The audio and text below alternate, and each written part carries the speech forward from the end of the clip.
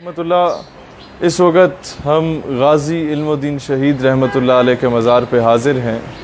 غالباً ہماری عمر بھی اتنی ہی ہے جس عمر میں غازی علم الدین شہید رحمۃ اللہ علیہ کو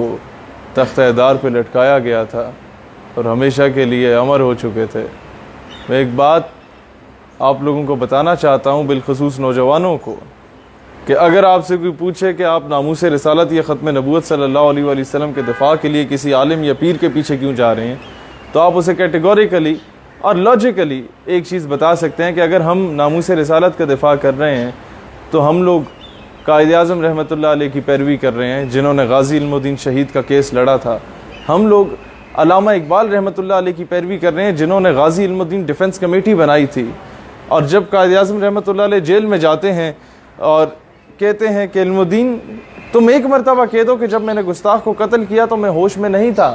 تو میں تمام ثبوتوں اور دلائل کی روشنی میں تمہیں رہا کروا سکتا ہوں۔ غازی علم الدین نے تاریخی جواب دیا کہ جناب والا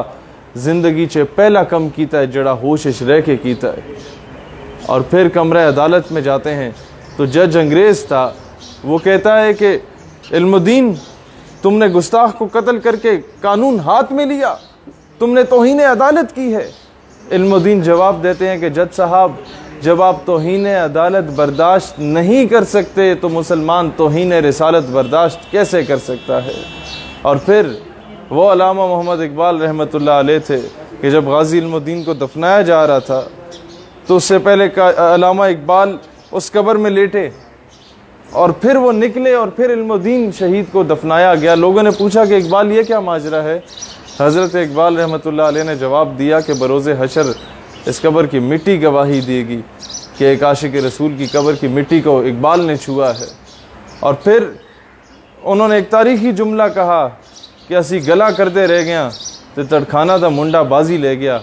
ثابت یہ ہوتا ہے کہ دنیا کی تمام عزتیں، دنیا کی تمام شہرتیں، دنیا کی تمام عظمتیں رسول اللہ صلی اللہ علیہ وسلم کے صدقے ہیں۔ اور پھر کیا ثابت ہوتا ہے کہ پیر جماعت علی شاہ رحمۃ اللہ علیہ جیسے عظیم سید زادے نے غازی علم الدین کے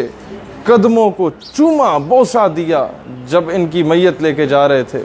تو لوگوں نے کہا کہ آپ تو سید ہیں، آپ تو پیر ہیں، آپ تو عالم ہیں، اور اس جوان کی آپ قدم بوسی کر رہے ہیں۔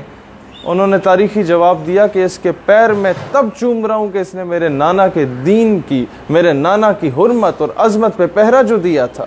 تو اللہ تعالی ہم سب نوجوانوں کو غازی علم الدین شہید رحمۃ اللہ علیہ جیسا عشق، غازی علم الدین شہید جیسی تڑپ عطا کرے۔ اللہ اسلام اور پاکستان کا حامی و ناصر و پاکستان پائندہ باد۔